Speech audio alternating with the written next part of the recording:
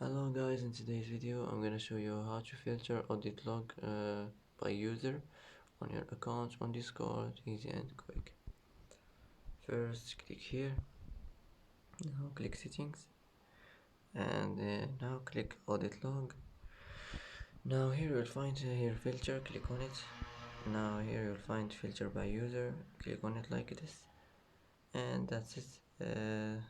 That's how to filter audit log by user on your account on Discord, easy and quick. And that's it for today's video. If you like this video, don't forget to like and don't forget to subscribe. It's helpful for you. And thanks for watching.